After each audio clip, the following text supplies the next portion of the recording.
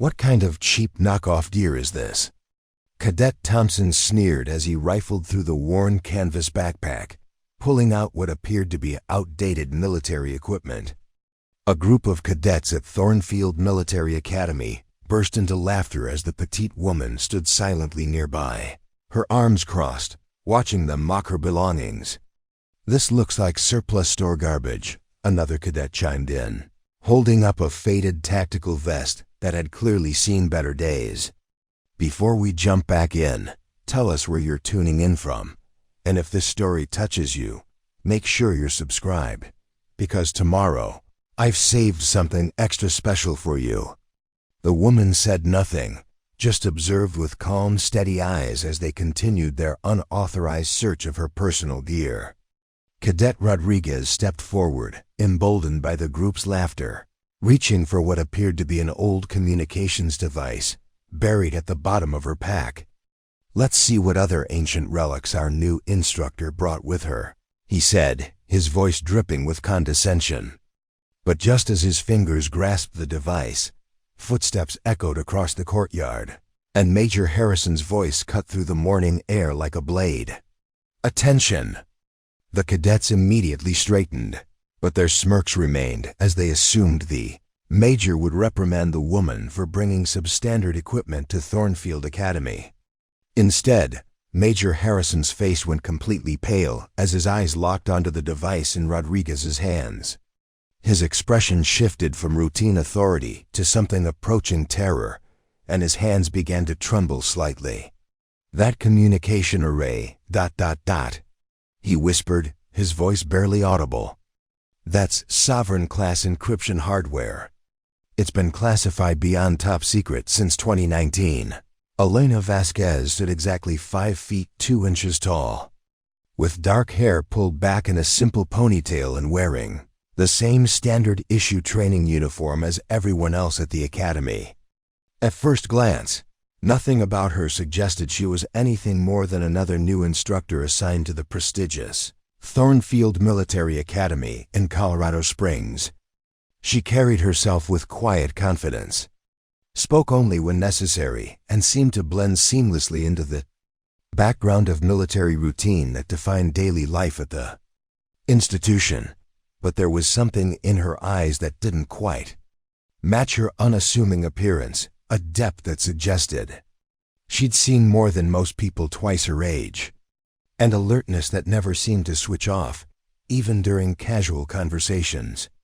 Most people didn't notice these details. The cadets certainly hadn't. Thornfield Academy prided itself on producing the finest military officers in the country. Its cadets were hand-selected from thousands of applicants, many coming from prestigious military families with generations of service. They were accustomed to excellence, to recognition, to being treated as the future leaders they were destined to become. The idea that someone who looked so ordinary, so unremarkable, could be assigned as their instructor was almost insulting to their sense of hierarchy and tradition. Cadet Thompson, whose father was a decorated admiral, had been the first to voice what many were thinking. "They're really scraping the bottom of the barrel for instructors these days," he'd muttered during formation that morning. "Probably some pencil pusher who couldn't make it in the real military."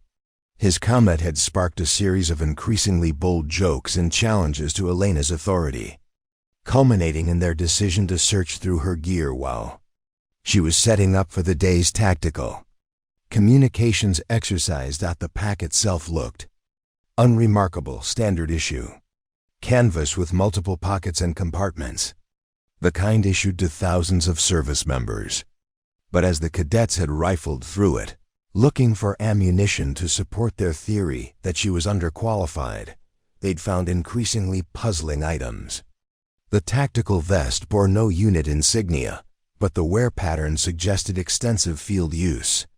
The boots were civilian brand, but modified with features that weren't available in standard military catalogs. Small details that individually meant nothing, but together painted a picture that none of them were qualified to interpret. "This stuff probably came from a military surplus store," Cadet Williams had laughed, holding up what appeared to be a modified GPS unit. I bet half of it doesn't even work anymore."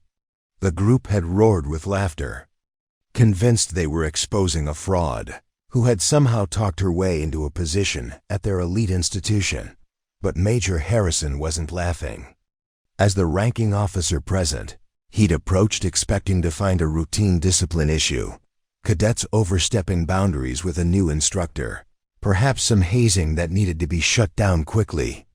Instead, he found himself staring at equipment that shouldn't exist outside of the most classified military operations, held casually in the hands of cadets who had no idea what they were touching.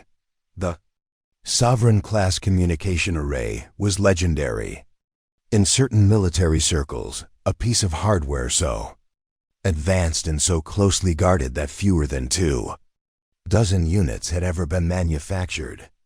It was the kind of equipment that required presidential authorization to deploy, used only in operations where conventional communication channels pose unacceptable security risks. The fact that Elena possessed one, that it was sitting in her personal gear as casually as a spare pair of socks, meant she operated at a level of classification that most career military officers would never even hear whispered about. Elena remained perfectly still throughout the entire exchange, her expression neutral, as if watching someone else's drama unfold from a safe distance. She didn't rush to explain or defend her equipment. She didn't demand that the cadets stop their search or appeal to Major Harrison's authority. She simply waited, with the patience of someone who had learned that truth always revealed itself eventually, and that rushing the process usually made things worse. The morning sun cast long shadows across the Thornfield courtyard, creating an almost theatrical backdrop for what was about to unfold, a moment that would shatter every assumption the cadets had made about rank, authority, and the true nature of power in the military hierarchy they thought they understood so well. Preparing and narrating this story took us a lot of time, so if you are enjoying it, subscribe to our channel. It means a lot to us. Now back to the story. Elena Vasquez had arrived at Thornfield Military Academy 3 weeks earlier with nothing more than a single duffel bag, a worn canvas backpack, and transfer orders that listed her previous assignment as Administrative Support, Pentagon Liaison Office. Her personnel file was surprisingly thin for someone being assigned to train future military leaders. Basic information, standard security clearance, and a service record that read like a bureaucrat's resume rather than a field officer's combat history. She'd been assigned temporary quarters in the junior faculty housing, a modest single room that she'd furnished with military precision but civilian simplicity, a narrow bed made with hospital corners, a small desk with a single lamp, and clothes hung in her closet with exactly 2 inches between each hanger. The only personal items visible were a few paperback novels, all technical manuals on communications theory, and a small framed photo of what appeared to be a military graduation ceremony, though the faces were too distant to identify clearly. During her first week orientation, Elena had moved through the academy's corridors with the quiet efficiency of someone who understood institutional rhythms without needing explanation. She knew which hallways to avoid during shift changes, where to find supplies without asking, and how to navigate the complex web of military protocol that governed daily life at Thornfield.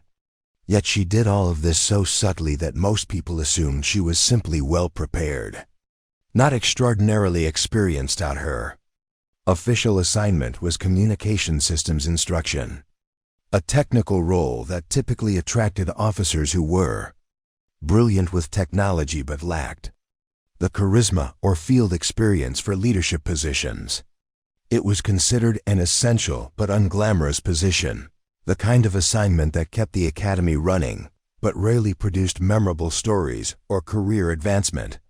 Perfect, in other words, for someone who wanted to remain unnoticed.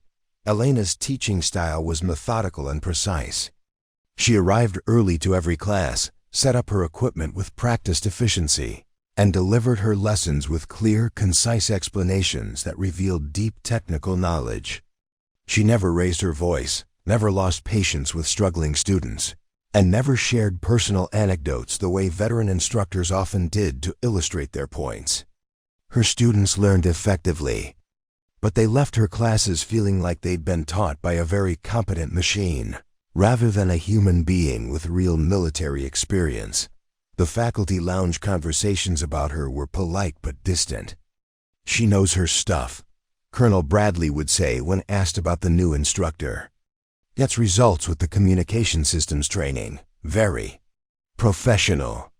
The pause before professional carried the weight of military understatement, acknowledging competence while noting the absence of the war stories, shared experiences, and camaraderie that typically bound military instructors together. Elena took her meals alone, usually choosing a corner table in the faculty dining hall where she could observe the room, while eating quickly and efficiently. She listened more than she spoke, and when she did contribute to conversations, her comments were always relevant, but revealed nothing about her background. She had perfected the art of being present without being memorable, engaged without being personal. Her daily routine was as predictable as clockwork. Morning physical training at 0500, during which she ran the Academy's 5-mile perimeter course at a steady but unremarkable pace. Breakfast at 0630, eaten in silence while reviewing the day's lesson plans.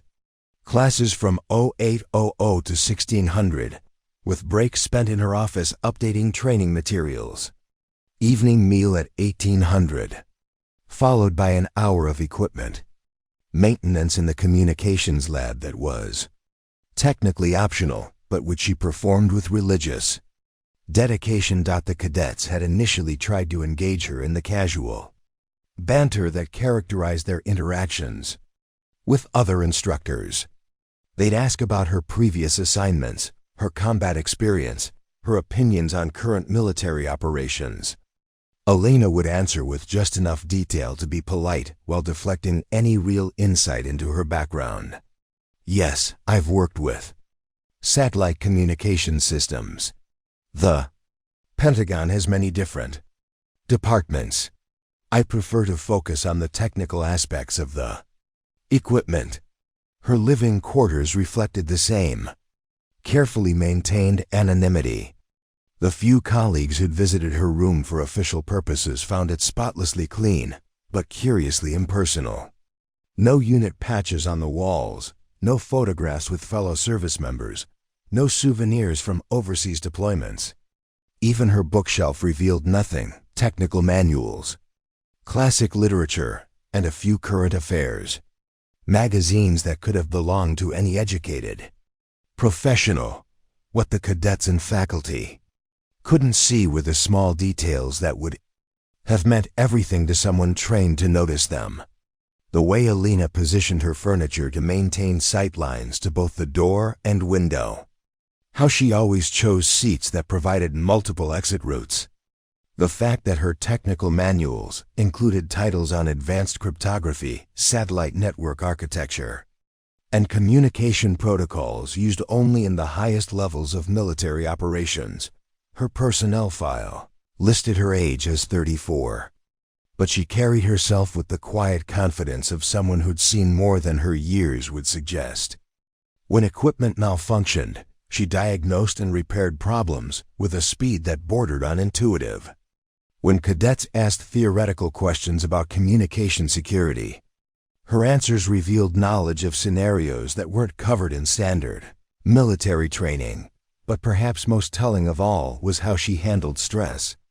During emergency drills, equipment failures, or the various minor crises that regularly disrupted academy life, Elena never showed surprise, never appeared flustered, and never seemed to be learning procedures for the first time. She responded to everything with the calm competence of someone who'd faced real emergencies where hesitation meant lives. Lost in perfect execution meant the difference between mission success and catastrophic failure. Elena Vasquez had become exactly what she'd intended to be at Thornfield Academy: invisible, competent, and utterly unremarkable. She was the instructor everyone relied on but no one really knew, the professional who got results without demanding attention.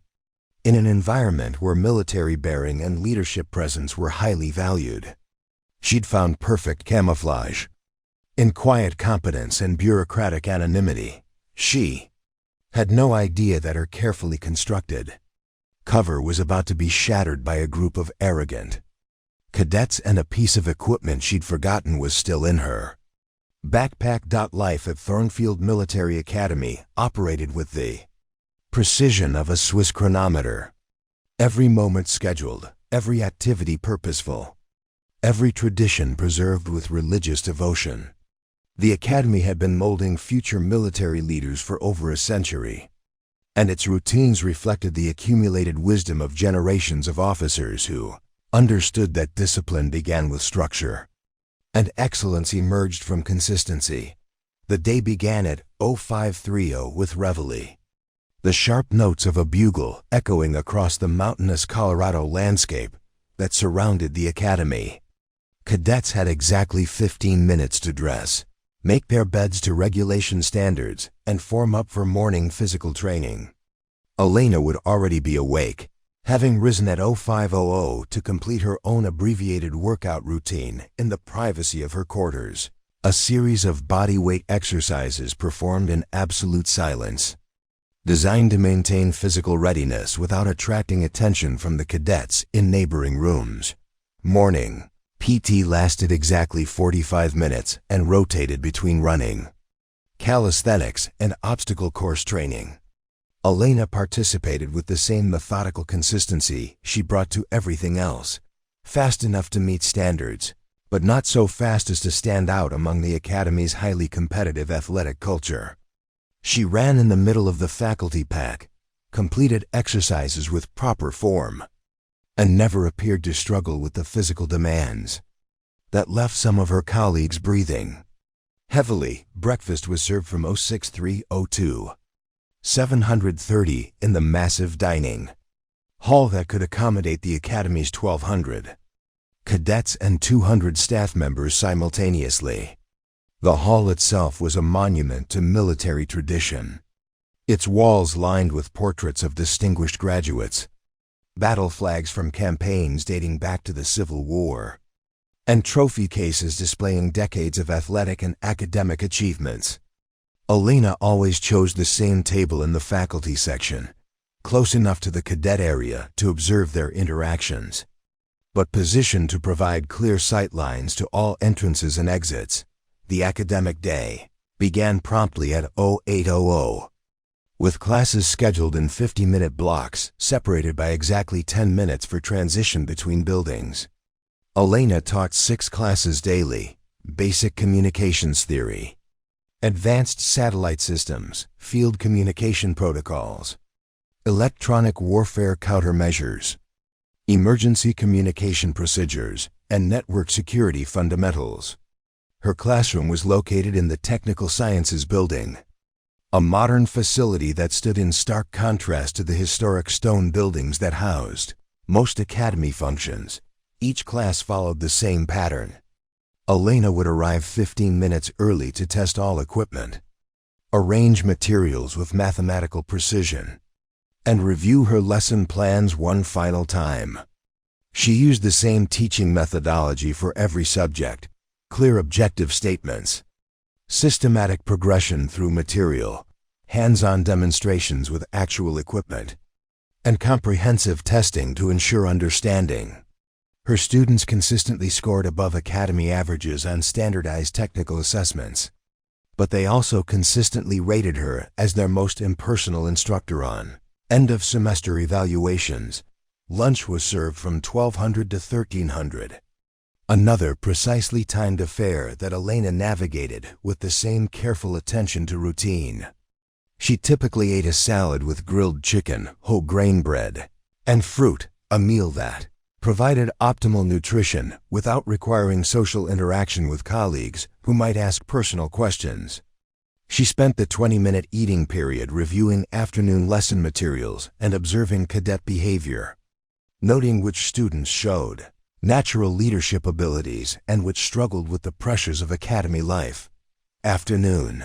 Classes continued until 1600, followed by mandatory study period for cadets and office hours for faculty.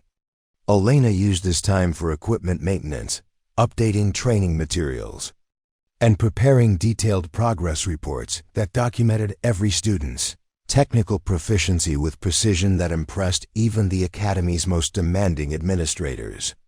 Her office was as carefully organized as everything else in her life, technical manuals arranged alphabetically, student files sorted by class and performance level, and communication equipment stored in locked cabinets that required her personal access codes.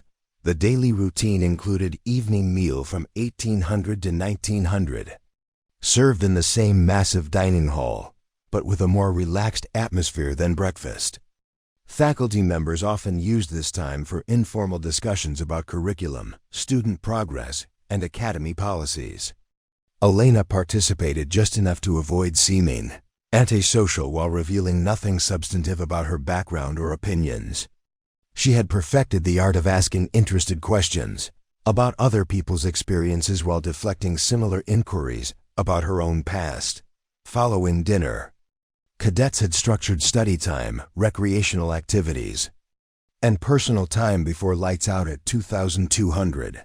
Faculty members were free to pursue their own activities, though most remained on campus due to the academy's remote mountain location.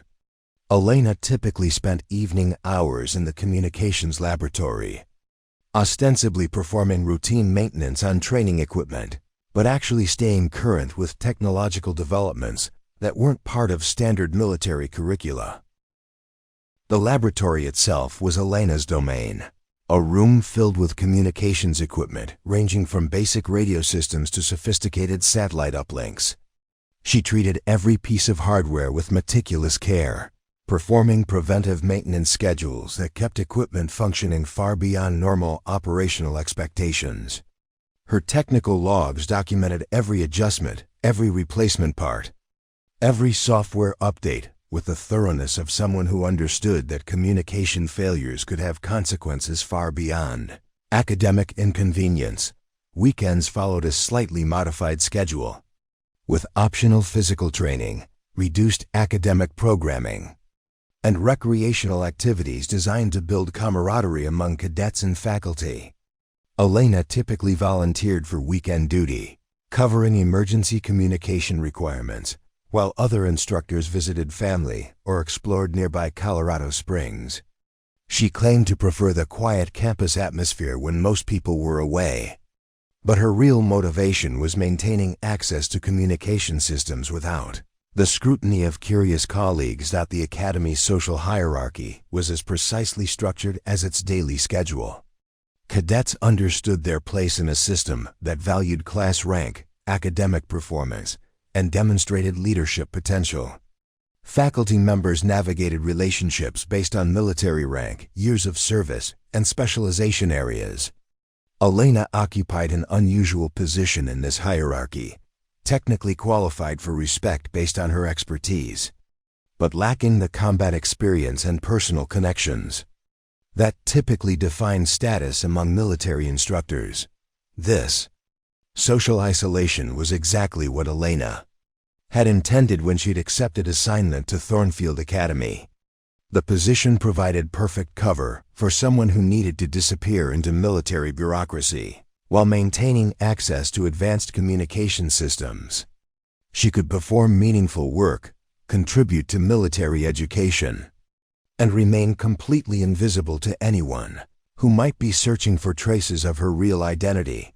The Academy's remote location added another layer of security to Elena's carefully constructed anonymity.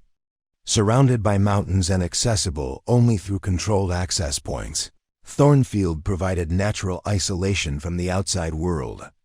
Communication with external networks was carefully monitored and logged, ostensibly for security purposes, but practically creating an environment where someone could work for years without leaving digital footprints that might attract unwanted attention. Elena had integrated herself so completely into Thornfield's routines that her presence had become as predictable and unremarkable as sunrise reveille or evening taps.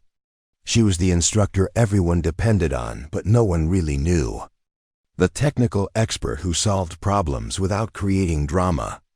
The quiet professional who made the complex machinery of military education function smoothly. The transformation from professional respect to casual dismissal had been gradual, almost imperceptible at first.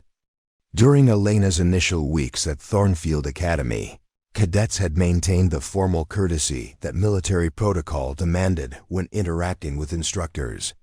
They addressed her as ma'am, stood at attention when she entered classrooms, and followed proper procedures for requesting assistance or clarification during technical training sessions.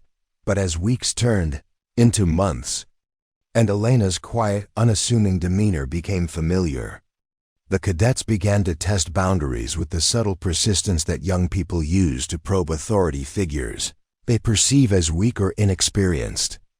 It started with small infractions, arriving 30 seconds late to class, forgetting to stand when she entered the room, using slightly casual language during technical discussions. Elena's response was consistently mild correction without consequences, which the cadets interpreted as evidence that she lacked either the authority or the backbone to enforce military discipline. Cadet Thompson, whose father, Admiral Thompson, commanded the Pacific Fleet, had been the first to openly voice what many were thinking. During a break between communication theory lectures, he'd commented loudly enough for others to hear, "My dad always said you can tell real military experience by how someone carries themselves. Some people just have that command presence, you know." The implication was clear, and other cadets had begun nodding in agreement that the whispered conversations during formation began to focus on Elena's background with increasing boldness. Cadet Martinez, whose family had produced 3 generations of Marine officers, started the speculation during a particularly challenging satellite communication exercise. "I bet she's never been deployed," he muttered while struggling with antenna alignment procedures that Elena had demonstrated flawlessly just minutes before. "Probably spent her whole career pushing papers in some Pentagon basement office." These assumptions gained momentum as cadets shared stories about their own family military experiences. Many came from distinguished military dynasties where combat deployments, leadership under fire, and warrior culture were family traditions passed down through generations. In their minds, Elena's quiet competence and bureaucratic background marked her as fundamentally different from the heroes they'd grown up admiring and aspiring to become themselves. Cadet Williams, whose grandfather had earned a Medal of Honor in Vietnam, began openly questioning Elena's qualifications during technical training sessions. When she demonstrated advanced encryption procedures, he would ask pointed questions about practical applications. "But have you actually used this equipment in hostile territory?" When she explained satellite communication protocols, he would wonder aloud, "Is this based on real field experience, or just theoretical knowledge from training manuals?" Elena's responses to these challenges were consistently professional, but revealed nothing about actual experience. She would acknowledge that different situations required different approaches, that theoretical knowledge needed to be adapted to practical circumstances, and that real-world conditions often presented complications not covered in standard training materials. But she never claimed personal experience with combat deployments, never shared anecdotes from dangerous missions, and never asserted authority based on field experience that would have immediately silenced the questioning cadets. The speculation about her background became increasingly elaborate and dismissive, as cadets competed to invent the most plausible explanation for how someone so unremarkable could end up training future military leaders. Cadet Rodriguez suggested she'd probably been a supply clerk who'd gotten promoted beyond her competence level through administrative error. Cadet Jackson theorized she'd been assigned to Thornfield because she couldn't handle the demands of real military positions and needed a safe, academic environment where her limitations wouldn't endanger anyone. Their favorite theory, developed through collective speculation during evening study sessions, was that Elena had never served in any meaningful military capacity at all. They imagined she'd worked as a civilian contractor for defense companies, gained technical knowledge through classroom training rather than practical experience, and somehow talked her way into a military commission through bureaucratic manipulation. This explanation satisfied their need to understand why someone so ordinary had been assigned to their elite institution. The mockery became more overt as cadets grew confident that Elena either couldn't or wouldn't assert proper military authority. They began timing their arrival to technical training sessions, seeing who could walk in closest to the official start time without technically being late. They tested her knowledge with increasingly specific technical questions, hoping to expose gaps in understanding that would confirm their suspicions about her inexperience. Cadet Thompson organized informal betting pools on whether Elena would eventually lose her temper and reveal the harsh disciplinary style they expected from authentic military instructors. When weeks passed without any dramatic confrontations, they concluded that her mild demeanor reflected genuine weakness rather than professional restraint. They'd seen enough war movies and heard enough family stories to know that real military leaders commanded respect through strength, decisiveness, and barely controlled aggression. The disrespect extended beyond classroom interactions into casual conversations that Elena was meant to overhear. During equipment maintenance sessions, cadets would loudly discuss their weekend plans to visit local military museums, commenting that they'd probably learn more about real military history from museum displays than from their current communications instructor. They speculated about whether Elena had ever held an actual weapon, whether she could perform basic field skills like land navigation or tactical communications setup, and whether she understood the difference between academic theory and combat reality.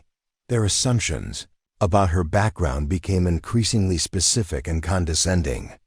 They decided she'd probably attended some civilian college with an ROTC program, completed minimal active duty requirements in safe rear echelon positions, and then transitioned to academic roles where her technical knowledge could be useful, without exposing her lack of genuine military experience.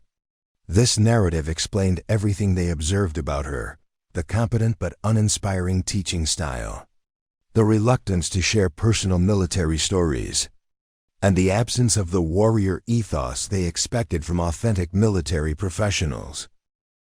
The culmination of months of building disrespect came when Cadet Thompson organized what he called Operation Inspection, a plan to search through Elena's personal equipment while she was setting up for training exercises.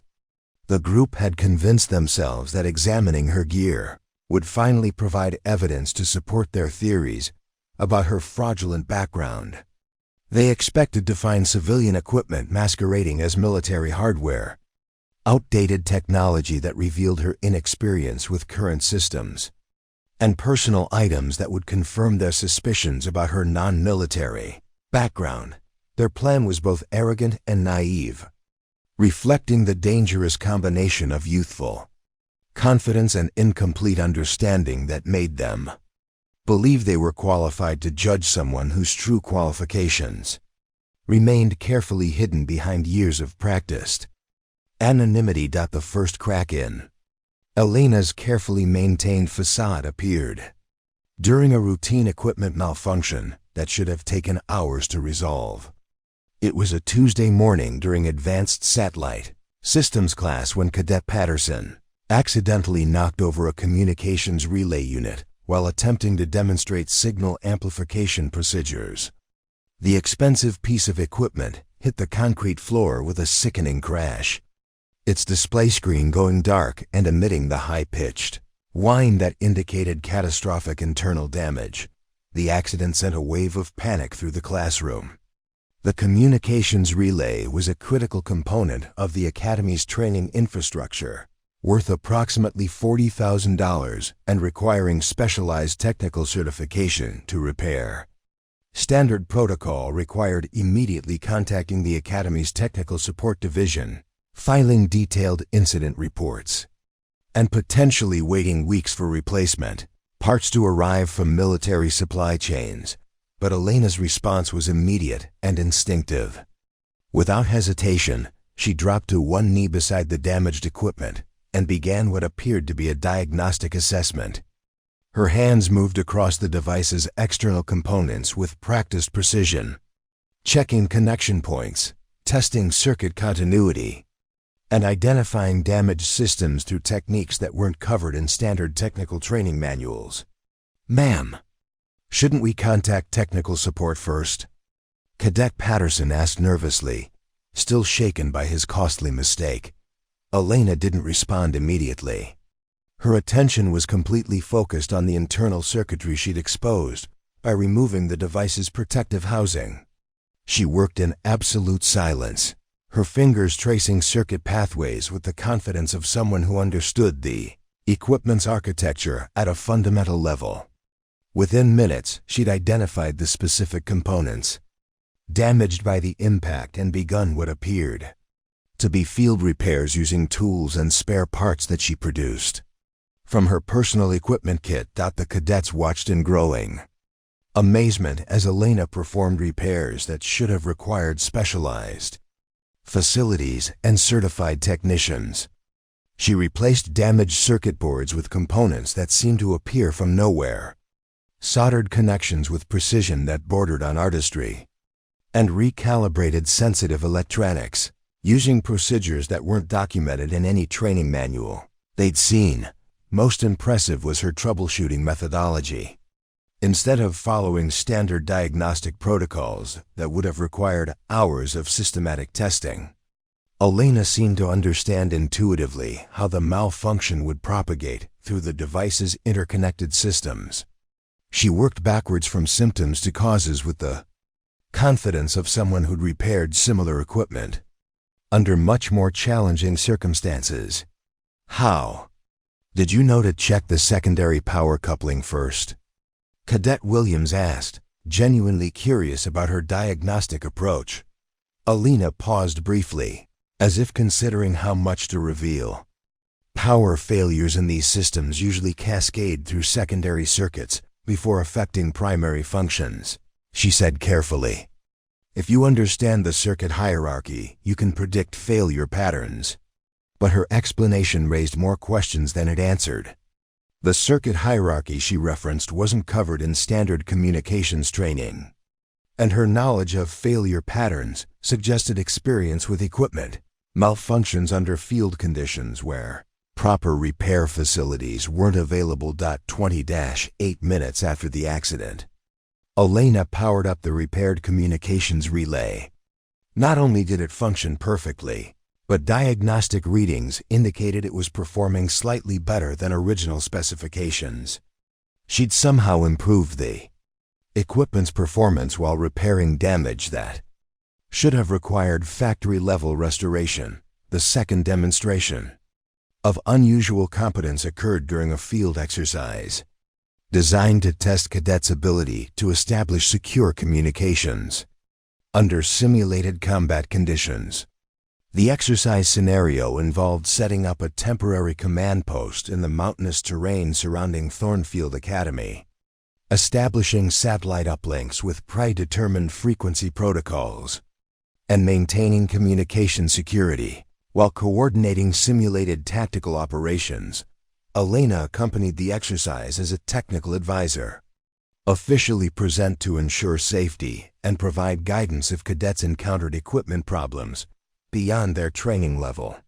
She carried minimal personal gear, just a small backpack with basic tools and emergency supplies, and positioned herself as an observer rather than an active participant in the training scenario.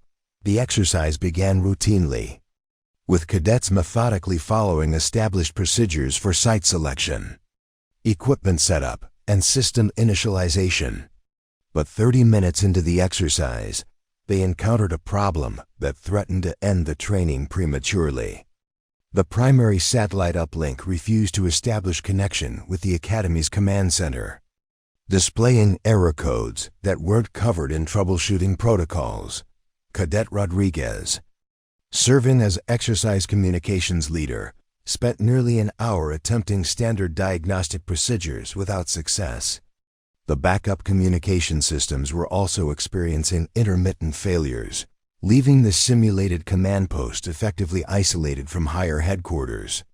Standard protocol required aborting the exercise and returning to base for equipment inspection and repair. Elena stepped forward with quiet confidence. "May I take a look?" she asked, approaching the malfunctioning satellite array with the casual demeanor of someone solving a minor technical problem. What happened next left the cadets speechless. Elena examined the satellite dish positioning for approximately 30 seconds, made 3 minor adjustments to elevation and azimuth settings, modified signal amplification parameters using controls that most of the cadets hadn't known existed, and established perfect communication link with the Academy's command center. Her adjustments weren't random trial and error corrections. Each modification was deliberate and precise, targeting specific technical parameters with the confidence of someone who understood exactly how mountain terrain, atmospheric conditions, and equipment limitations affected satellite communication performance. She compensated for variables that weren't covered in standard training materials, using techniques that required deep understanding of both theoretical principles and practical field applications. The mountain topology creates signal reflection patterns that interfere with standard positioning algorithms. Elena explained when Cadet Martinez asked how she diagnosed the problem so quickly. "You have to compensate for terrain masking and atmospheric bounce." But once again, her casual expertise raised uncomfortable questions about her background. Terrain masking and atmospheric bounce weren't terminology covered in basic communications training, and her ability to compensate for these factors suggested extensive experience with satellite communications under challenging field conditions. The third incident occurred during weapons training integration, when cadets were learning to coordinate tactical communications with combat operations. The exercise involved establishing secure communication networks while conducting simulated combat patrol procedures, a complex skill set that required simultaneously managing technical equipment and tactical awareness. During the exercise, Cadet Thompson accidentally damaged the antenna array on his personal communication device while navigating difficult terrain. The malfunction left him isolated from the communication network, potentially compromising the entire exercise's training objectives and safety protocols. Elena observed his predicament from a distance, noting his increasing frustration as he attempted field repairs using standard maintenance procedures. When it became clear that his efforts weren't succeeding, she approached with the same quiet competence she'd demonstrated during previous technical problems. Her field repair of Thompson's communication device was a masterpiece of improvisation and technical skill. Using materials scavenged from the surrounding environment, wire from abandoned fence posts, metal components from discarded equipment, and electrical tape from her personal kit, she constructed a replacement antenna array that not only restored communication capability, but actually improved signal strength beyond original specifications. The repair required advanced understanding of radio frequency principles, antenna design theory, and field expedient construction techniques that weren't covered in any curriculum at Thornfield Academy. Elena worked with the confidence of someone who'd performed similar repairs under genuine emergency conditions, where communication failures could mean the difference between mission success and catastrophic failure. These demonstrations of exceptional technical competence began to shift cadet perceptions, but not in ways that Elena had anticipated. rather than recognizing her expertise as evidence of extensive military experience. Some cadets began speculating that she might be some kind of technical genius who'd learned advanced skills through civilian education rather than military training. Cognitive dissonance between their assumptions about her background and the evidence of her capabilities created intellectual tension that the cadets resolved by constructing increasingly elaborate theories about her true origins and qualifications. Major David Harrison had spent 17 years in military service, with deployments in Afghanistan, Iraq, and classified operations across 3 continents that had taught him to recognize things that others missed. His progression through the ranks had been built on an unusual combination of technical expertise and combat experience that made him valuable for positions requiring both tactical judgment and deep understanding of military technology. Unlike many officers who specialized in either combat leadership or technical systems, Harrison had deliberately cultivated expertise in both areas. His early career had been spent with special operations units, where officers needed to understand equipment capabilities as thoroughly as tactical doctrine. He'd learned that survival often depended on recognizing when something wasn't quite what it appeared to be, whether that meant identifying improvised explosive devices disguised as roadside debris or spotting enemy combatants who were trying to blend in with civilian populations. This experience had developed what Harrison privately called his anomaly detection instincts, an ability to notice patterns that didn't fit expected norms. He'd learned to pay attention to subtle inconsistencies in behavior, equipment, or situations that might indicate hidden dangers or opportunities that others overlooked. These skills had saved his life multiple times during combat deployments and had proven equally valuable during his transition to academy instruction roles. Harrison's assignment to Thornfield Academy represented a deliberate career decision to transition from operational duties to educational responsibilities, while maintaining involvement with cutting-edge military technology.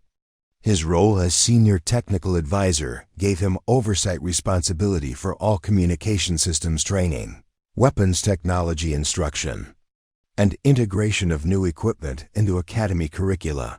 This position provided him with comprehensive knowledge of every piece of technical equipment on academy grounds, detailed familiarity with training protocols used by all departments, and regular interaction with both faculty and cadets across multiple specialization areas. More importantly, it required him to evaluate the technical competence and teaching effectiveness of instructors like Elena, whose responsibilities fell within his area of oversight. Harrison had been observing Elena's work with growing interest since her arrival at the academy. Initially, his attention had been routine professional assessment, evaluating a new instructor's capability to meet academy standards and contribute effectively to technical training programs. But as weeks passed, he'd begun noticing details that didn't quite align with Elena's official background or apparent experience level. The first anomaly he'd noticed was Elena's equipment maintenance procedures. Standard protocol required instructors to perform routine maintenance on training equipment according to predetermined schedules, using approved procedures documented in technical manuals. Elena followed these protocols precisely, but Harrison observed that she also performed additional maintenance activities that weren't required or documented anywhere in official procedures. She would spend extra time calibrating systems that were already functioning within acceptable parameters, replace components that showed wear patterns but hadn't yet failed, and make minor adjustments that improved equipment performance beyond original specifications. Her maintenance logs documented these activities with technical precision, but the improvements she achieved suggested understanding of equipment capabilities that exceeded what would be expected from someone with her supposed background. Harrison had also noticed Elena's diagnostic capabilities during routine equipment problems.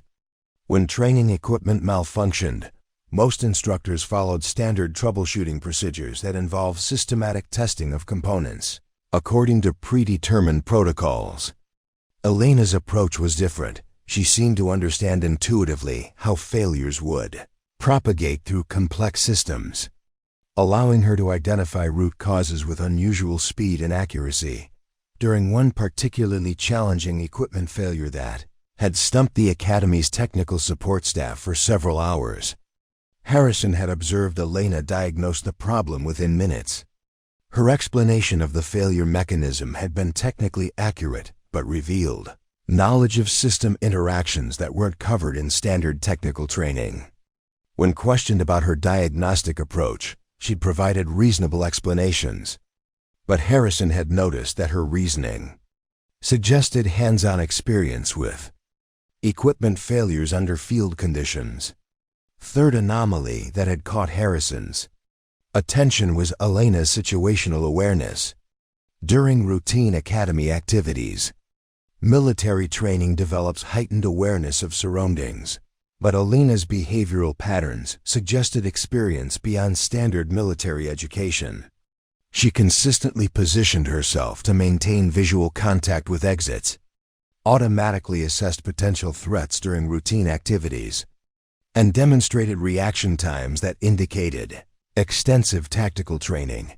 Harrison had tested this observation during emergency drills, noting that Elena's responses were immediate and precise rather than requiring the brief orientation period that most people needed when suddenly transitioning from routine activities to emergency procedures.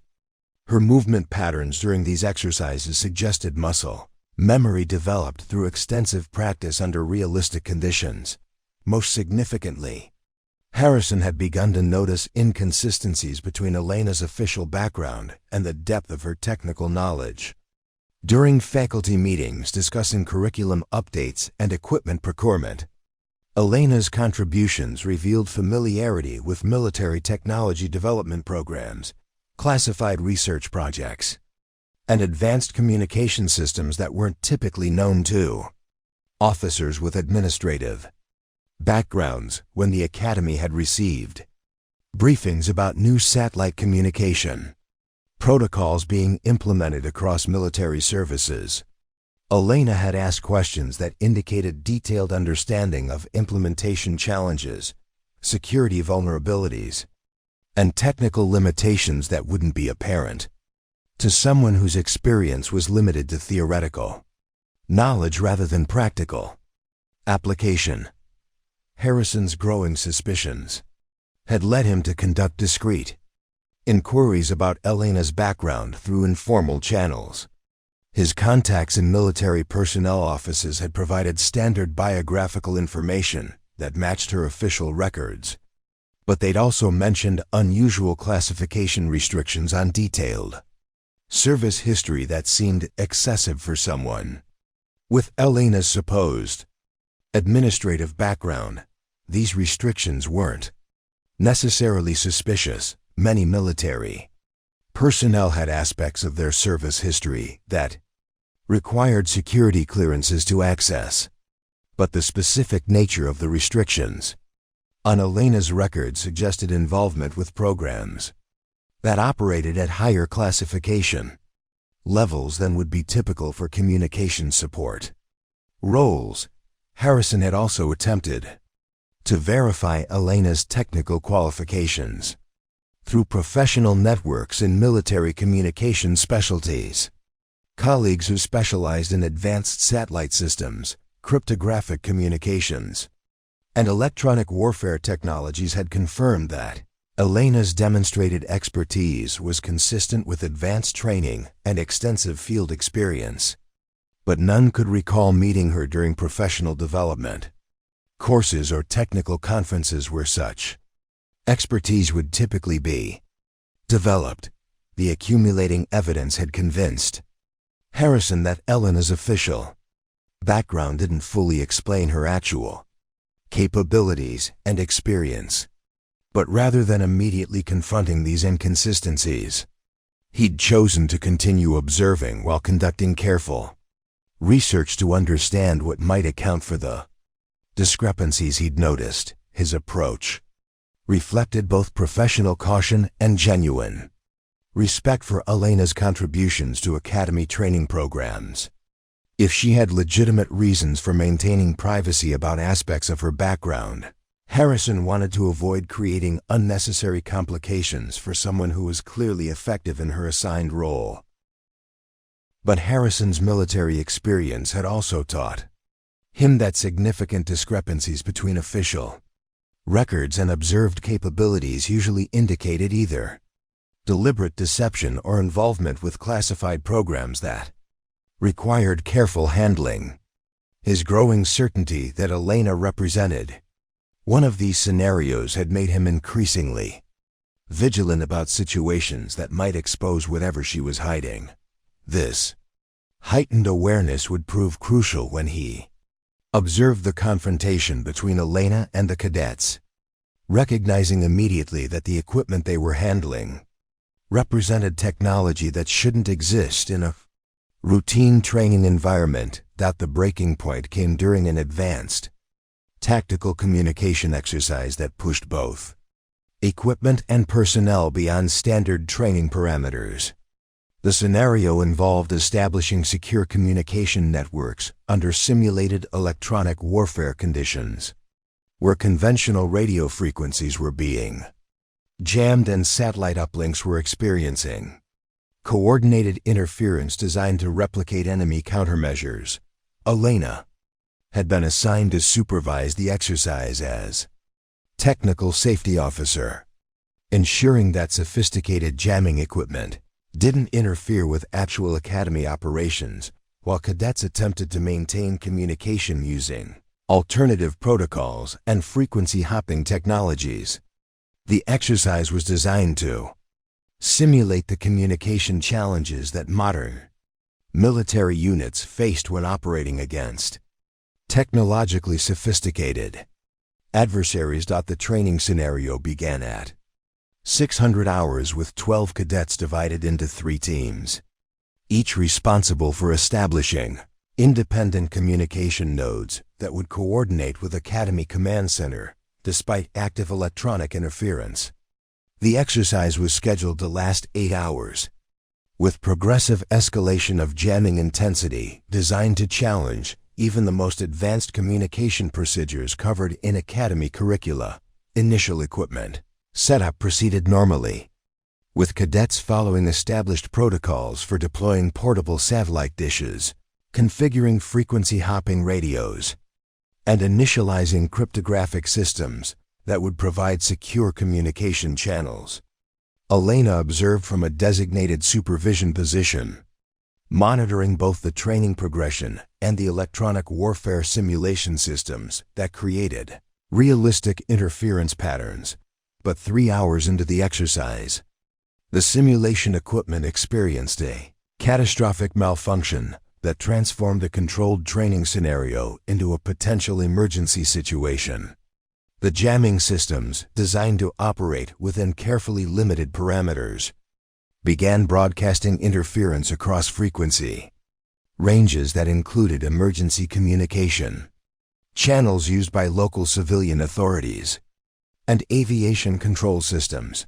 The malfunction created immediate safety risks that extended far beyond the Academy training environment. Commercial aircraft flying through the Colorado Springs corridor began experiencing navigation system interference that could potentially affect flight safety. Local emergency services reported communication disruptions that could compromise their ability to respond to genuine emergencies.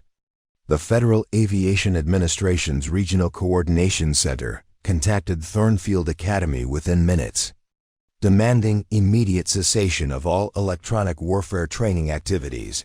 Standard emergency protocols required shutting down all training equipment, contacting specialized technical support teams, and potentially evacuating the exercise area until the malfunction could be resolved through proper channels. These procedures would have taken hours too, implement, and would have required coordination with multiple civilian and military agencies to ensure complete resolution of the interference problems. But Elena's response was immediate and decisive. Without waiting for authorization or consulting standard procedures, she moved directly to the malfunctioning jamming equipment and began what appeared to be emergency repairs using tools and techniques that weren't covered in any training manual available at the PUM Academy. Cadet Rodriguez, serving as exercise communication leader, attempted to follow protocol by requesting permission to shut down all systems and contact technical support. "Ma'am, shouldn't we evacuate the area and call for specialized repair teams?"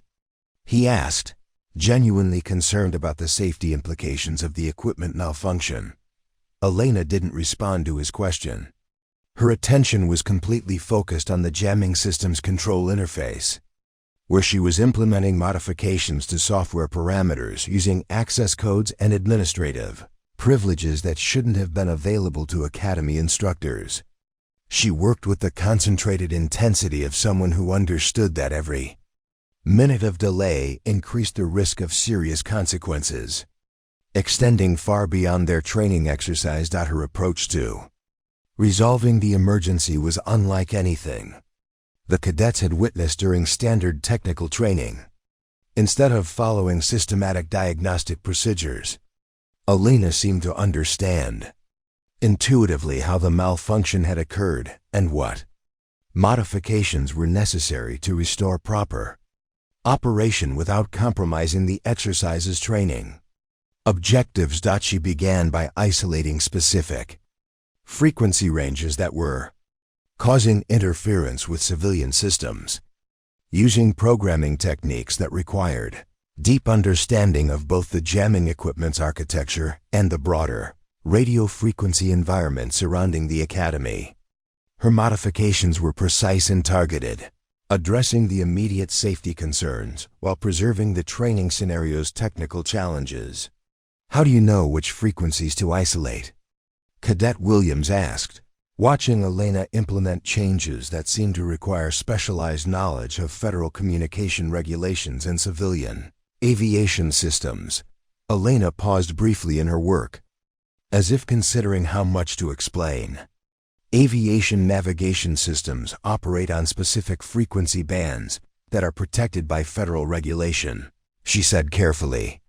"Military training equipment is designed with safeguards to prevent interference, but those safeguards can fail if the software parameters are corrupted."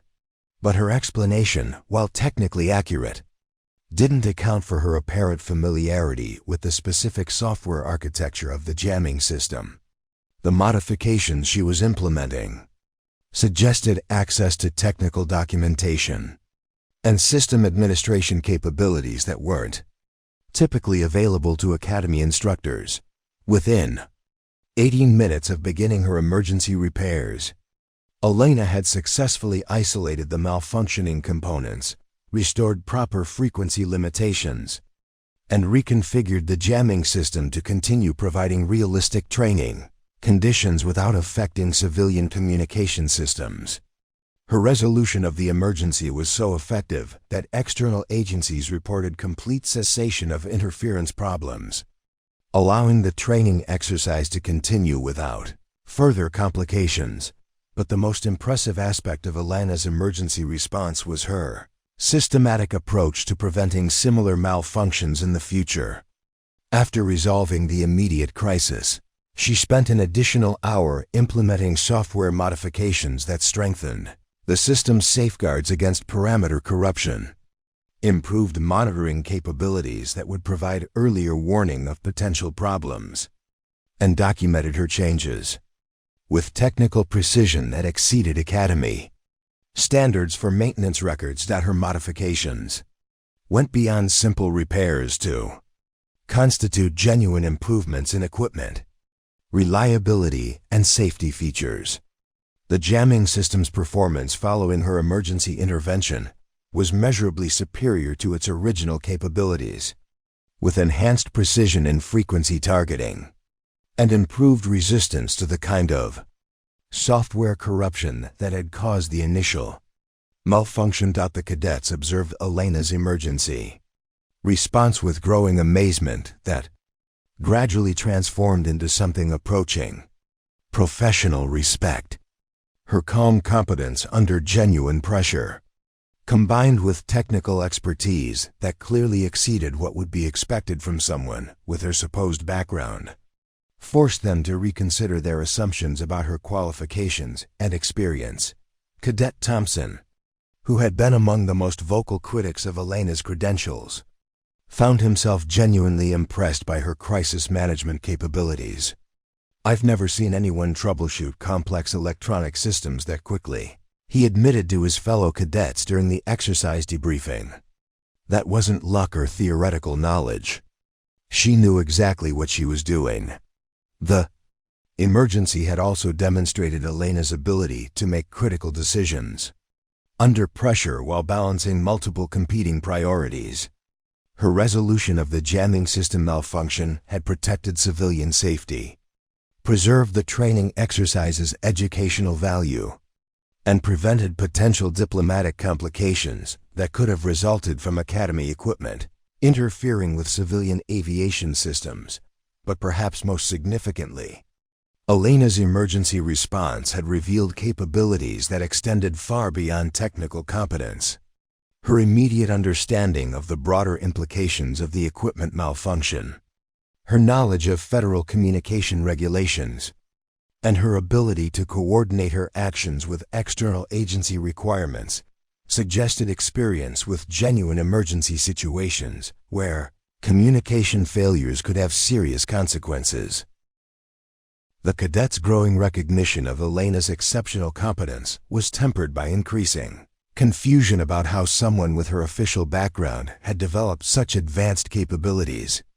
Their previous assumptions about her inexperience and administrative background were becoming increasingly difficult to reconcile with the evidence of her professional expertise and crisis management skills. The digital revelation began with what appeared to be a routine security audit of Academy computer systems. Thornfield's Information Technology Security Office conducted monthly scans of all network devices to ensure compliance with federal cybersecurity protocols and to identify any unauthorized hardware or software that might compromise classified training operations. Chief Information Systems Specialist Sarah Chun had been performing these audits for 3 years without encountering anything more suspicious than cadets attempting to install unauthorized gaming software on training computers. Her responsibilities included scanning all devices connected to Academy networks, verifying that security certificates remained current, and ensuring that access permissions matched official personnel authorizations. The audit system operated automatically, running comprehensive scans during overnight hours when network traffic was minimal. The software examined every connected device, cross-referenced user credentials with personnel databases, and generated detailed reports identifying any anomalies that required further investigation. Most monthly audits produced routine reports documenting standard equipment configurations and authorized user activities, but the November audit triggered security alerts that Chun had never encountered. During her tenure at Thornfield Academy, the system had detected network access patterns that indicated someone was using credentials with classification levels that shouldn't exist within the Academy's operational environment. The automated security monitoring had identified login attempts using authentication protocols reserved for programs that operated far above the Academy's normal security clearance requirements. Chun's initial assumption was that the alerts represented false positives generated by software configuration, errors, or corrupted data files. Academy computer systems occasionally produced spurious security warnings when routine software updates conflicted with existing security protocols. She began systematic investigation to identify the source of the alerts. expecting to find minor technical problems that could be resolved. Through standard troubleshooting procedures, her investigation led to examination of network access logs that documented every computer session initiated within Academy systems. The logs revealed that someone had been accessing advanced technical databases using credentials that were classified at levels requiring presidential authorization. The access patterns indicated regular queries of satellite communication specifications, electronic warfare countermeasure technologies, and cryptographic systems that weren't part of standard Academy curricula. Most concerning was the discovery that these high-level database queries were originating from the computer terminal assigned to Elena Vasquez in the Communication Systems Laboratory. The access logs showed that Elena had been using her standard instructor credentials to log into Academy systems, but somehow those credentials were providing access to classified databases that should have been completely isolated from Academy networks. Chun immediately contacted Major Harrison to report the security anomaly, but her explanation of the technical details raised more questions than it answered. Standard Academy instructor credentials were designed to provide access only to training materials and administrative systems, appropriate for their assigned responsibilities. Elena's credentials should have prevented access to any classified databases. Regardless of her actual security clearance level, the investigation revealed that Elena's computer access patterns were unlike those of any other Academy personnel. While other instructors used Academy computer systems for routine activities, like accessing curriculum materials, updating student records, and communicating with administrative offices, Elena's usage patterns indicated systematic research into advanced military technologies that weren't related to her teaching responsibilities. Her database queries revealed deep familiarity with classification systems, technical specifications, and program identifications that weren't available through normal channels. She was searching for information about satellite communication protocols used only by special operations units, electronic warfare capabilities that were still in developmental phases, and cryptographic systems that required specialized authorization to access even basic technical specifications. Major Harrison's examination of Elena's computer access logs revealed patterns that suggested she was attempting to stay current with technological developments in her areas of expertise rather than conducting research for instructional purposes. Her queries were focused and specific, targeting information about recent advances in communication security, updates to satellite network architectures, and modifications to field deployable electronic warfare systems. The technical sophistication of Elena's database searches indicated extensive prior knowledge of military technology development programs. Her queries used terminology and program identifications that would be familiar only to someone who had previous involvement with classified research and development projects. She wasn't learning about these technologies for the first time. She was monitoring changes and updates to systems she already understood comprehensively. Most puzzling was the discovery that Elena's access to classified databases was somehow legitimate despite exceeding the apparent scope of her security clearance. When Chun attempted to verify Elena's authorization levels through standard personnel security channels, she encountered the same classification restrictions that had appeared in Elena's personnel files. Her security clearance records were marked with access controls that prevented verification through normal administrative procedures. Computer audit had also revealed that Elena was using secure communication protocols that weren't available to standard Academy personnel. Her computer sessions included encrypted data transmissions to external networks, using protocols that required specialized software and authentication procedures. These communications were automatically logged by Academy security systems, but their contents were protected by encryption that rendered them unreadable to normal monitoring procedures. Harrison's investigation revealed that Elena's secure communications were being transmitted to network addresses associated with Defense Department facilities that operated classified research and development programs. The frequency and timing of these communications suggested that she was providing regular reports to organizations that weren't officially connected to Thornfield Academy operations. Further analysis revealed that Elena's computer activities included accessing real-time satellite imagery of international regions that weren't related to Academy training scenarios. She was monitoring geographic areas where active military operations were occurring, tracking communication infrastructure in foreign countries, and reviewing intelligence reports that provided strategic assessments of global security situations.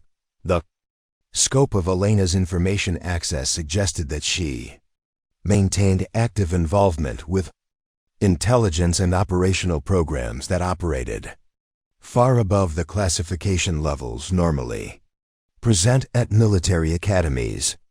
Her computer usage patterns indicated that her assignment to Thornfield represented a cover position that allowed her to maintain access to classified programs while appearing to work in a routine educational role.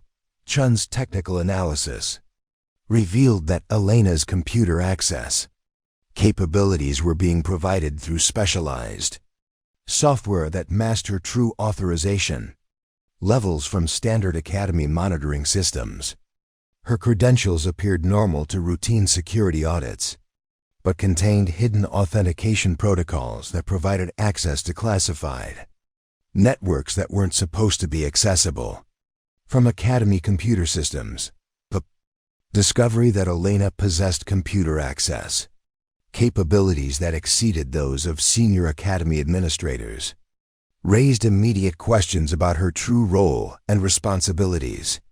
Her ability to access classified databases, communicate with Defense Department facilities, and monitor international intelligence reports suggested involvement with programs that required security clearances far above those typically held by Academy instructors. Most significantly, the computer audit revealed that Elena's activities were being conducted with apparent authorization from organizations that operated outside normal military command structures. Her access permissions contained overrides that prevented restriction by standard Academy security protocols, indicating that her computer privileges had been authorized at levels that superseded local administrative control. The technical evidence forced Harrison to acknowledge that Elena's presence at Thornfield Academy represented something far more complex than a routine instructor assignment. Her computer activities provided clear documentation that she maintained active involvement with classified programs while using her Academy position as operational cover for activities that couldn't be conducted through normal military channels. Major Harrison's decision to investigate Elena's true background required navigating the labyrinthine world of military intelligence networks, classified program archives, and the kind of informal relationships that existed between officers who had served in specialized roles across different commands. His 17 years of service had taught him that official channels rarely provided complete information about personnel involved in classified operations, but careful inquiry through trusted contacts could sometimes reveal crucial details that weren't documented in standard personnel files. His first approach was methodical and cautious, beginning with contacts in military personnel offices who might have access to more detailed service records than what appeared in Elena's basic personnel file. Harrison reached out to Colonel Patricia Reeves, a former colleague from his Afghanistan deployment who now worked in Pentagon personnel security, explaining that he needed to verify the background of a new instructor for routine security clearance purposes. Colonel Reeves's response was immediate and concerning. After checking Elena's records through standard channels, She contacted Harrison privately to report that Elena's personnel file contained classification restrictions that were unusual for someone with her apparent rank and assignment history. The restrictions weren't necessarily suspicious, but they prevented access to detailed service history through normal administrative procedures. "Dave, I've been working personnel security for 8 years, and I've never seen classification patterns like this," Reeves explained during a carefully worded phone conversation. "Her basic service record is clean and consistent, but there are access controls on detailed information that require authorization levels I don't have. That's unusual for an academy instructor position." The classification restrictions led Harrison to contact Lieutenant Colonel Marcus Webb, a former Special Operations officer who now worked in Defense Intelligence Coordination. Webb's responsibilities included managing security protocols for personnel, transitioning between classified programs and conventional military assignments, making him potentially knowledgeable about the kind of career patterns that might explain Elena's unusual personnel restrictions. Webb's response was even more cautious than Reeves's had been. After reviewing what information he could access about Elena's background, he arranged a secure communication session that provided Harrison with his first clear indication that Elena's assignment to Thornfield Academy might involve considerations beyond routine military education.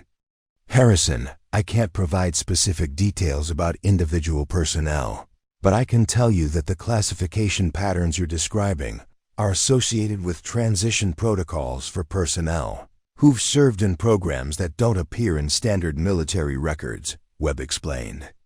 "These people exist in a gray area where their actual service history requires special handling to prevent compromise of ongoing operations." Webb's explanation introduced Harrison to the concept of operational cover assignments, where highly qualified personnel were placed in routine military positions that provided legitimate explanations for their presence while allowing them to maintain capabilities and access required for classified responsibilities. Such assignments were used when personnel needed to remain available for specialized operations while appearing to work in conventional military roles. The possibility that Elena might be maintaining operational readiness while serving as an academy instructor led Harrison to contact Captain Jennifer Torres, a former intelligence analyst who specialized in tracking personnel movements within classified programs. Torres had developed expertise in identifying patterns that indicated when personnel were being positioned for rapid recall to operational duties, rather than genuine career transitions to educational roles. Torres's analysis of available information about Elena's background confirmed Webb's assessment while adding concerning details about the level of classification associated with Elena's previous assignments. Her investigation revealed that Elena's personnel records contained markers indicating involvement with programs that operated under presidential directive authority, suggesting responsibilities that extended far beyond conventional military operations. "Major Harrison, what you're describing sounds like someone who's been placed in administrative cover while maintaining active clearances for programs that I don't have access to learn about," Torres explained.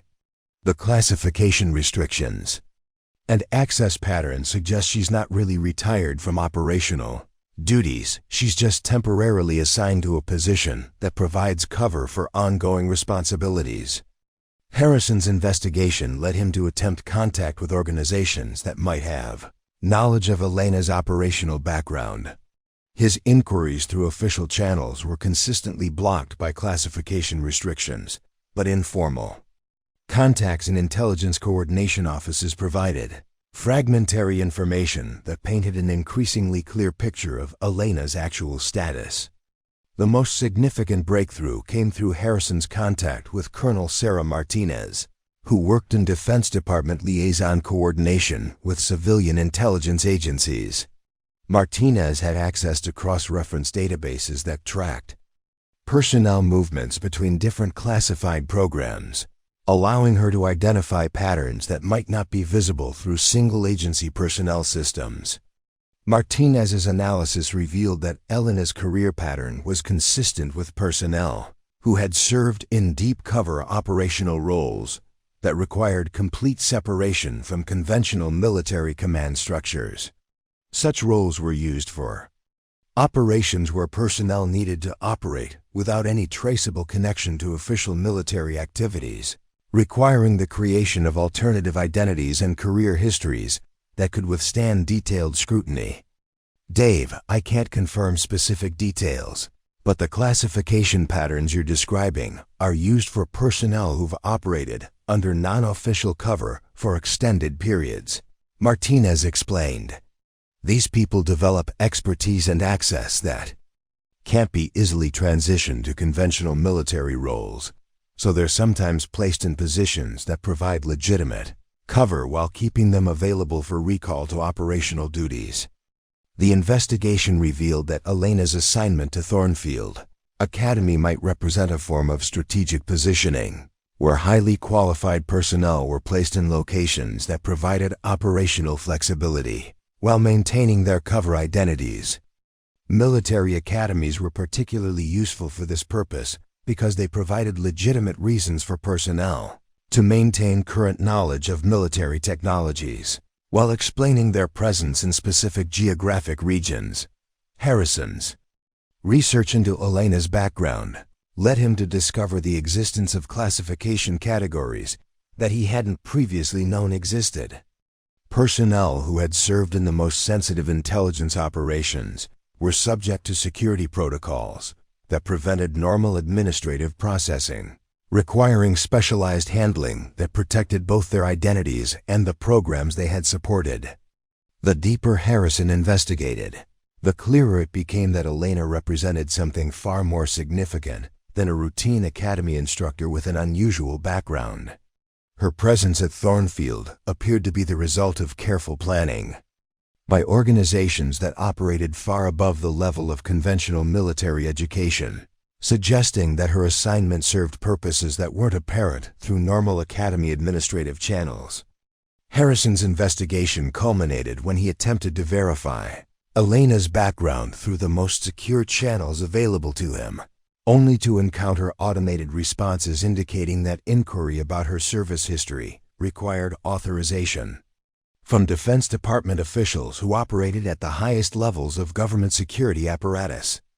The systematic blocking of his investigation efforts convinced Harrison that Elena's true background involved classified operations at levels that were compartmentalized beyond normal military intelligence categories.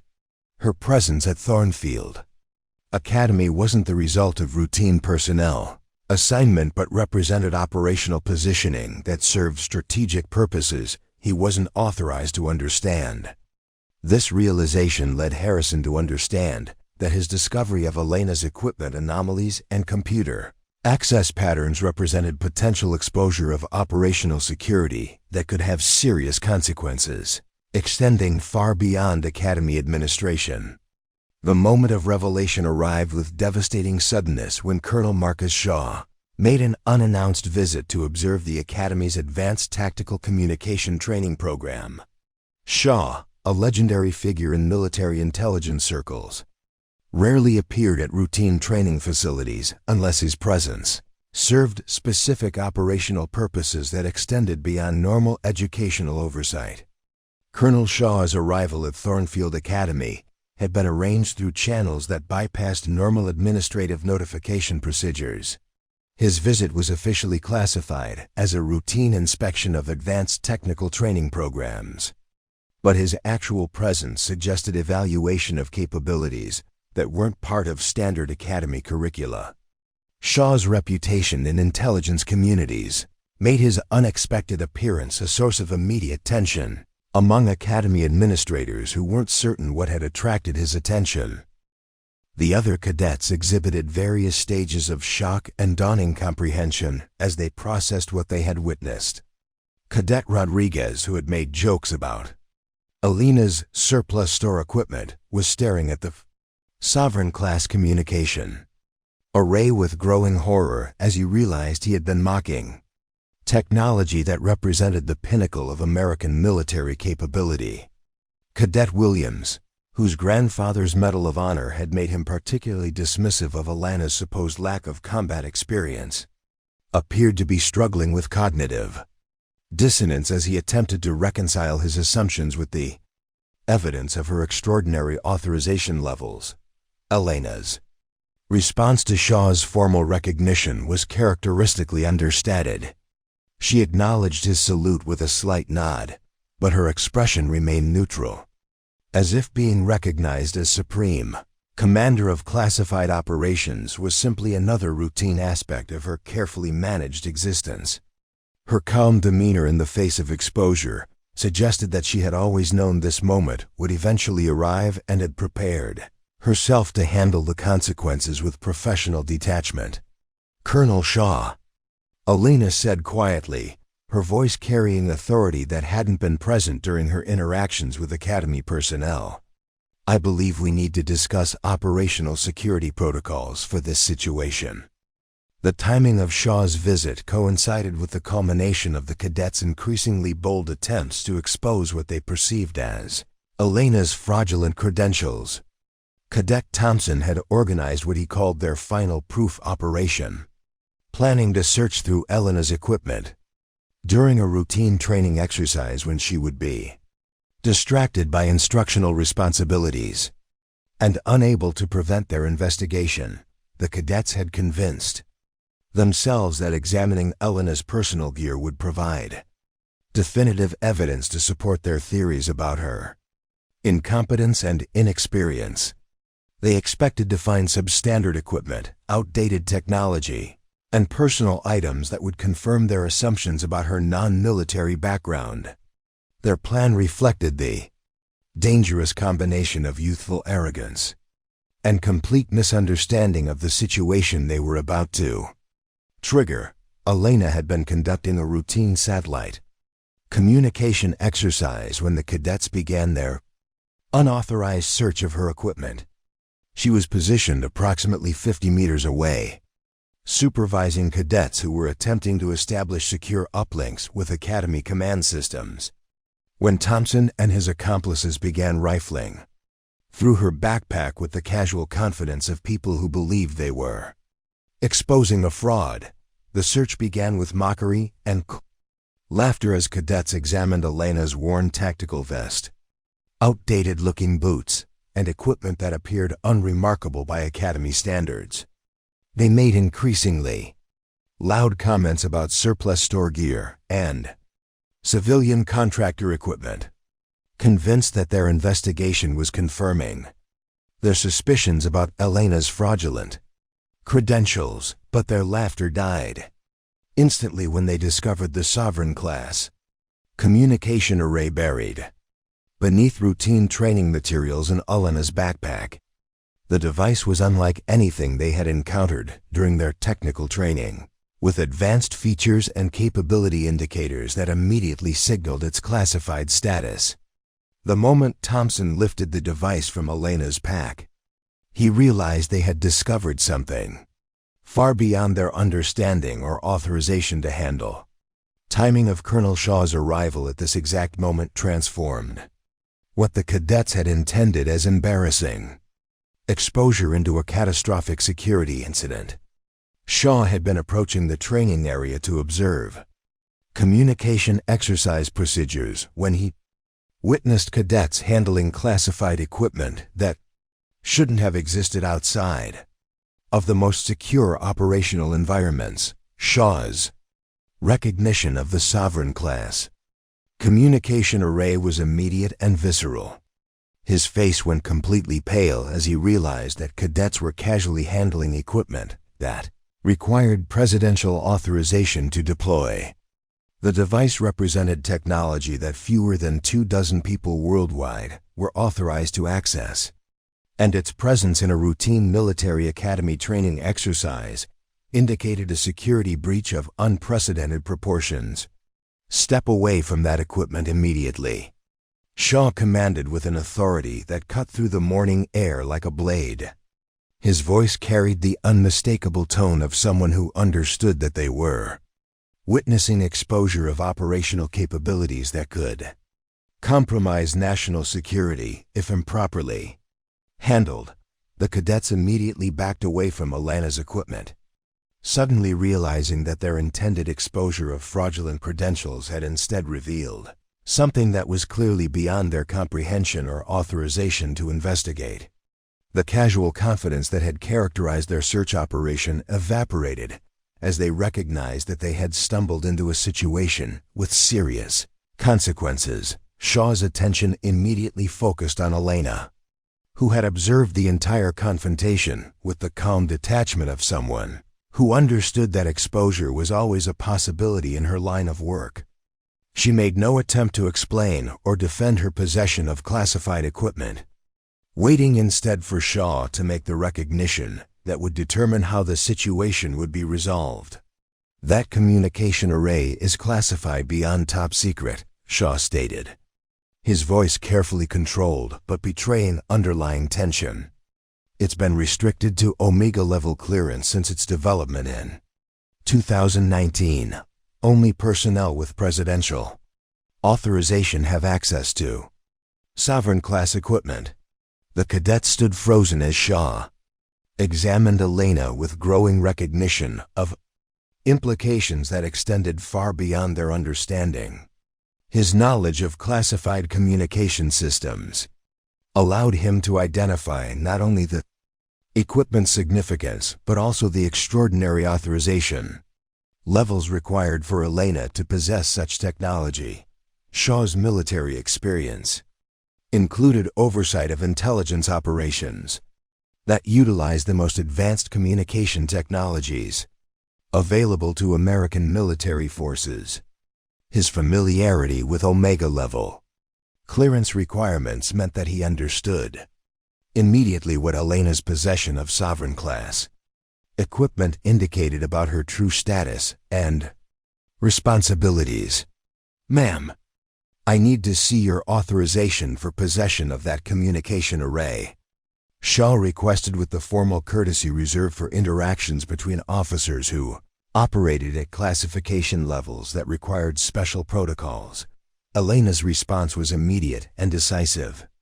Without speaking, she reached into her tactical vest and produced credentials that Shaw examined with growing amazement. The identification documents she presented contained authorization codes that Shaw recognized as indicating clearance levels that exceeded his own, extensive access to classified programs. Credentials identified Elena as Supreme Commander, Special Access Program Omega-7, with authorization signatures from Defense Department officials who operated at the highest levels of government security apparatus. The documents indicated that she maintained active operational status with responsibilities that extended far beyond anything that would normally be associated with military academy instruction. Shaw's recognition of Elena's true status transformed the entire dynamic of the confrontation. His realization that she represented operational authority at levels that superseded normal military command structures required an immediate adjustment of his approach to the situation. "Supreme Commander," Shaw said formally, stepping back and rendering the sharpest military salute that the cadets had ever witnessed.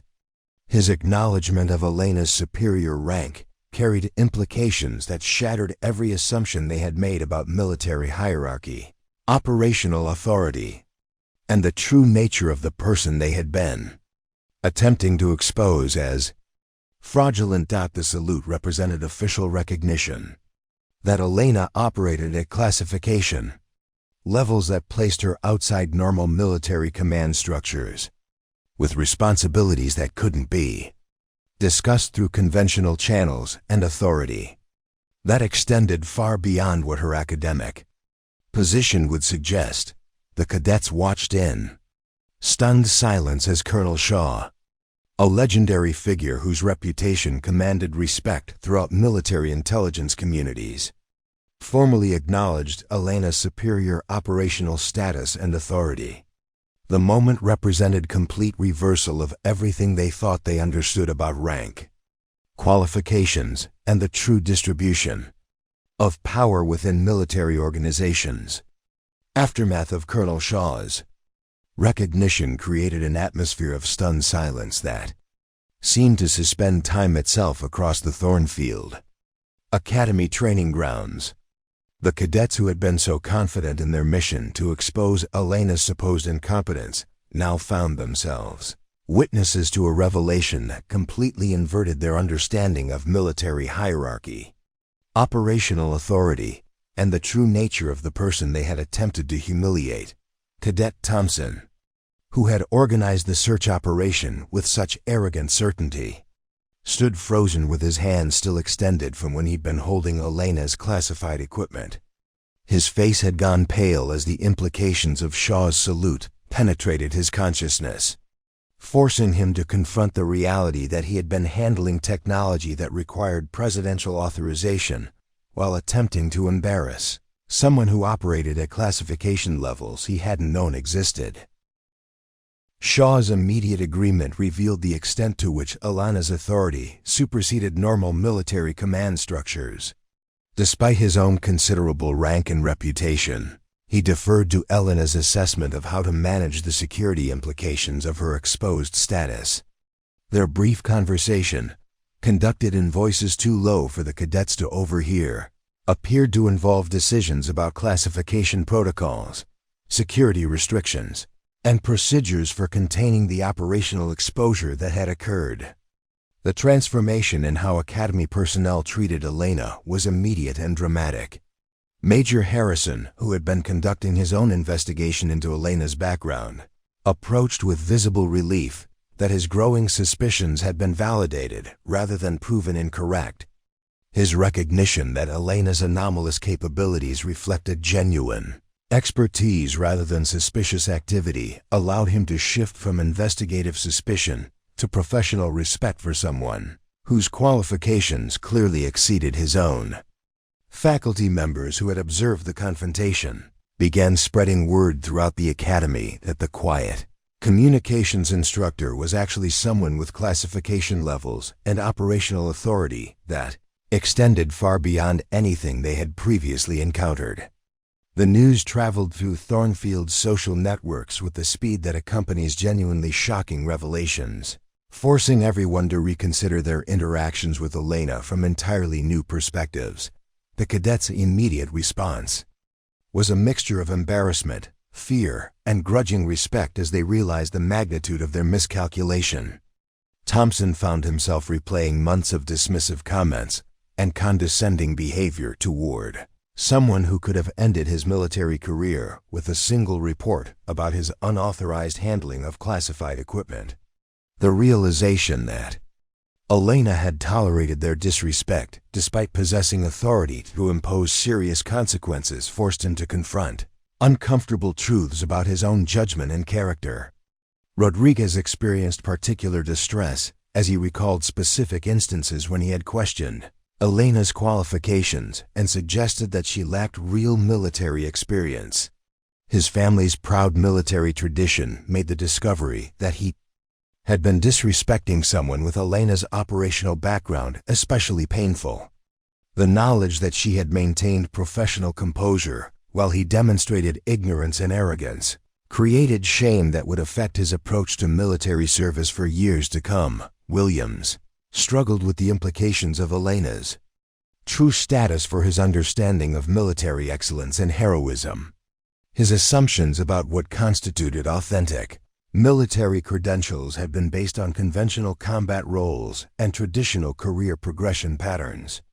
Elena's revelation that the most significant military achievements might be invisible and unrecognized forced him to develop more sophisticated appreciation for different forms of service and sacrifice. The broader academy community's response reflected similar patterns of reassessment and newfound respect. Instructors who had politely included Elena in faculty activities without really getting to know her began to understand that her reserved demeanor reflected operational security requirements rather than social discomfort. Administrative staff who had processed her routine paperwork realized they had been handling documentation for someone whose actual responsibilities extended to the highest levels of government security operations.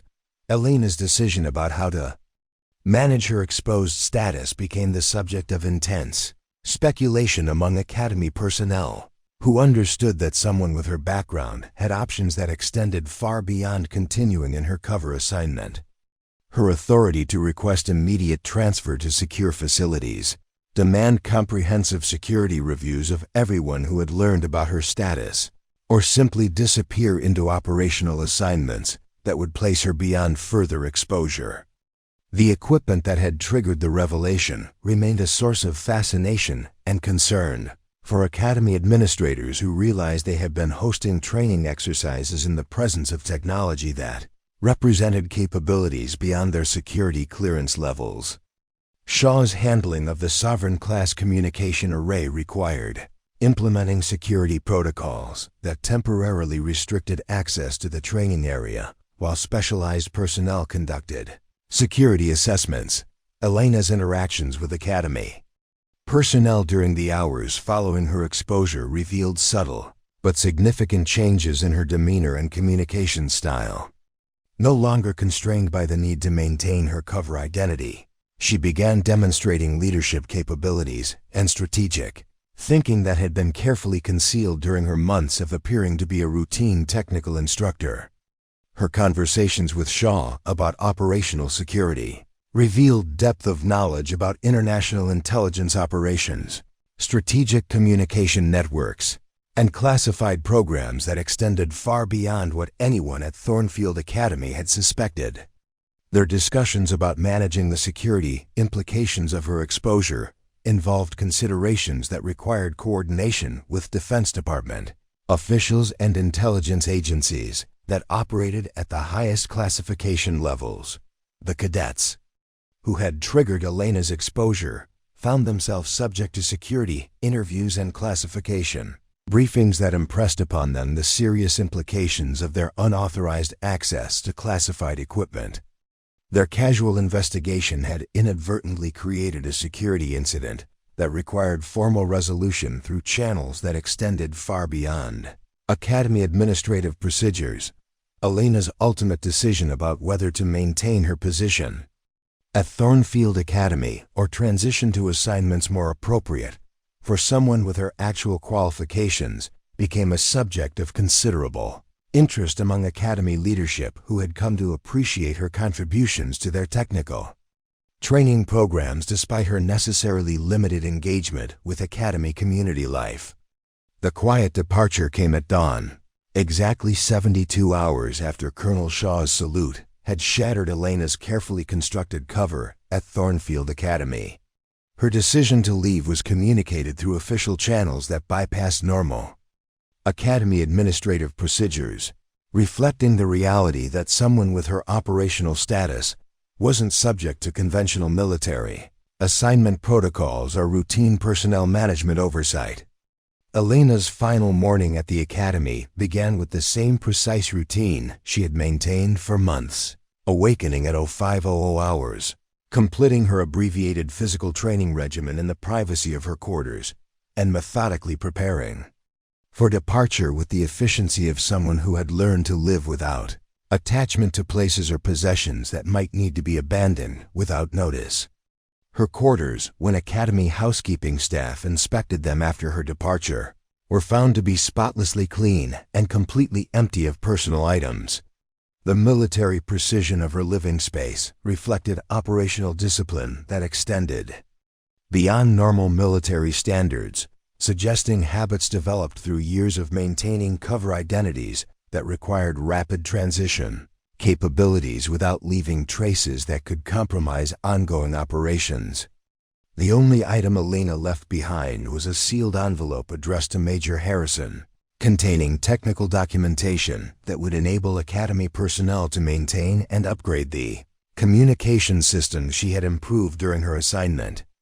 Her gift to the institution represented months of careful analysis and enhancement work that would benefit training programs for years to come. Implemented so subtly that most people hadn't realized, the equipment was performing significantly better than original specifications. Elena's brief farewell conversation with Colonel Shaw occurred in private, away from Academy personnel who weren't authorized to learn details about her actual responsibilities or future assignments. Their discussion involved operational coordination, security protocols, and transition procedures that required classification levels exceeding anything normally present at military education facilities. Shaw's respect for Elena's operational capabilities and strategic judgment was evident in his deferential approach to their conversation. Despite his own considerable experience and reputation, he acknowledged that Elena's expertise and authority placed her in a category of military professionals who operated beyond conventional command structures and accountability systems. "Supreme Commander, it's been an honor to serve alongside you, even briefly," Shaw said formally. "Your contributions to these cadets' education will have lasting impact, even if they never fully understand what they learned from you." Elena's response reflected the quiet professionalism that had characterized her entire assignment at Thornfield Academy. "The Academy serves an important mission, Colonel. These future officers will face challenges that require both technical competence and moral character. I hope our training helped prepare them for those responsibilities." Cadet Thompson's final conversation with Elena occurred during equipment inventory procedures, when he formally apologized for his months of disrespectful behavior and unauthorized investigation of her background. His apology reflected genuine remorse and mature recognition that his actions could have compromised operational security, with serious consequences extending far beyond Academy administrative discipline. "Ma'am, I realize that my behavior was inappropriate and potentially dangerous," Thompson said with sincerity that demonstrated significant personal growth. "I hope you can forgive my ignorance and arrogance. You taught us lessons that extended far beyond technical training." Elena's acceptance of his apology was gracious but reserved, reflecting her understanding that teaching moments sometimes emerged from mistakes and misconceptions. Her response emphasized personal development and professional growth rather than dwelling on past errors or missed opportunities for mutual respect. The broader impact of Elena's revelation extended throughout Thornfield Academy's community, influencing how faculty and cadets approach their relationships with support staff, technical personnel, and administrative workers whose contributions might be undervalued due to assumptions about their backgrounds and qualifications. Her example demonstrated that extraordinary capability and significant responsibility could be hidden behind routine assignments and unremarkable appearances. Academy leadership implemented new protocols emphasizing respect for all personnel regardless of apparent rank or role, recognizing that operational security requirements sometimes necessitated placing highly qualified individuals in positions that didn't reflect their actual capabilities or authority. Elena's assignment had revealed gaps in institutional culture that required attention to ensure appropriate treatment of personnel whose true qualifications couldn't be disclosed. Through normal channels, the lessons Elena left behind extended beyond technical training to encompass fundamental principles about leadership, judgment, and the importance of looking beyond surface appearances when evaluating people and situations. Her months of tolerating disrespect while maintaining professional competence provided a masterclass in discipline, patience, and strategic thinking that would influence Academy culture for generations. Faculty members who had worked alongside Elena developed new appreciation for quiet competence and understated expertise, recognizing that the most valuable contributions to military education might come from individuals who preferred recognition through results rather than dramatic demonstrations of authority or capability. Her approach to instruction emphasized substance over style, technical mastery over showmanship, and long-term educational impact over immediate impression management. The communication systems laboratory that had been Elena's primary workspace became something of a shrine to technical excellence, with cadets and faculty noting that equipment continued to perform at levels that exceeded normal expectations months after her departure. Her improvements to academy infrastructure represented a lasting legacy that would benefit military education, without requiring ongoing acknowledgement of her contributions. Elena's influence on individual cadets extended far beyond their technical training to encompass personal development and character formation that would affect their entire military careers. Thompson, Rodriguez, Williams, and others who had directly experienced the consequences of their misjudgment developed heightened awareness of personal limitations, increased respect for diverse forms of excellence, and deeper understanding of leadership principles that emphasized humility and continuous learning. Universal message that emerged from Elena's time at Thornfield Academy resonated throughout military education communities and beyond, reminding people that extraordinary individuals often choose to serve quietly and anonymously, that true authority doesn't require constant demonstration or recognition, and that the most important contributions to any organization might come from people who prefer to remain unnoticed while achieving exceptional results. Her legacy lived in the principle that strength reveals itself through consistency rather than confrontation, that genuine expertise speaks through competence rather than credentials, and that the most valuable people in any organization are often those who focus on mission accomplishment rather than personal recognition. Elena Vasquez had demonstrated that true leadership sometimes means choosing invisibility over acclaim, substance over appearance, and service over ego, lessons that would influence military education and character development for decades to come. The story of the Supreme Commander who chose to work as a communications instructor became legend at Thornfield Academy. But Elena herself had already disappeared into operational assignments where her extraordinary capabilities could serve national security interests that would never be publicly acknowledged or individually credited to her remarkable service. Up next, you've got two more standout stories right on your screen. If this one hit the mark, you won't want to pass these up. Just click and check them out.